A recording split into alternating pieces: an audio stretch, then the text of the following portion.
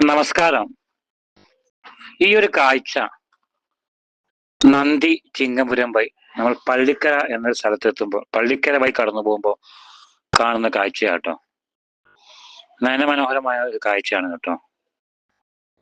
ഒരു നാടിൽ എല്ലാവരും ഒരു ഗ്രൗണ്ടിനോട് ചേർന്നിരിക്കുന്നു, തമാശയും രസവും പറഞ്ഞുകൊണ്ട്.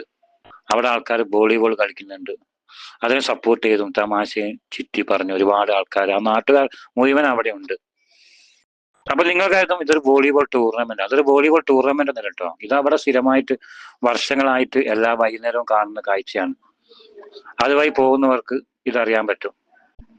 അപ്പൊ ഒരുപക്ഷെ നിങ്ങൾ ചോദിക്കുന്നത് എന്താ പുതുമ, തരം അന്യഗ്രഹത്തിന് വന്ന് നടന്നത് വലിയ പുതുമയാണെന്ന്. ശരിക്കും നമ്മളൊന്ന് ആലോചിച്ച് നോക്കാം.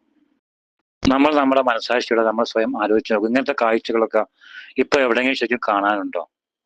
മുമ്പൊക്കെ, വർഷങ്ങൾക്ക് മുമ്പ് നമ്മുടെ നാട്ടിലൊക്കെ സാംസ്കാരിക കൂട്ടായ്മകളും ക്ലബ്ബുകളൊക്കെ സജീവമായിരുന്നു. ഇപ്പൊ എവിടെയുണ്ടോ ഇത്തരം ക്ലബ്ബുകളുടെ നേതൃത്വത്തിൽ ഇതുപോലെ ഫുട്ബോൾ ആയാലും വോളിബോൾ ആയാലും ക്രിക്കറ്റ് ആയാലും വൈകുന്നേരങ്ങളിലൊക്കെ ചെറുപ്പക്കാർ സംഘടിച്ച് കളിച്ചൊരു കാലഘട്ടം ഉണ്ടായിരുന്നു. നാട്ടുകാരൊക്കെ പരസ്പരം അങ്ങോട്ടും ഇങ്ങോട്ടും ഇതുപോലെ ഒത്തുചേർന്ന ഒരു കാലം ഉണ്ടായിരുന്നു. ഇന്ന് നമ്മളെല്ലാവരും, നാം അടക്കം എല്ലാവരും, നമ്മളൊക്കെ മൊബൈലിൽ തലകുത്തിയിരിക്കല്ലേ, മൊബൈലിന്റെ ലോകത്തായില്ലേ.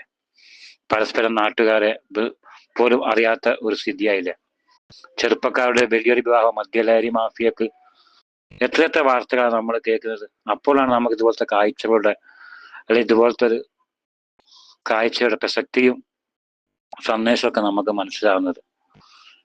നമ്മുടെ എല്ലാ നാടുകളിലും ഇതുപോലെ ആ ഒരു നല്ല കാലം നമുക്കിനി തിരിച്ചു വരുമോ?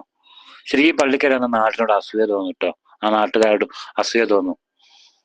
എത്ര നല്ല ഒരു നാടായിരിക്കും അത്. എത്ര സ്നേഹത്തോടാണ് അവർ കഴിയുന്നത്, എത്ര ഐക്യത്തോടാണ്. നല്ലൊരു കാഴ്ച, മനസ്സ് നിറഞ്ഞൊരു കാഴ്ച കണ്ടപ്പോൾ ഷെയർ ചെയ്യണം തോന്നി. Thank you all.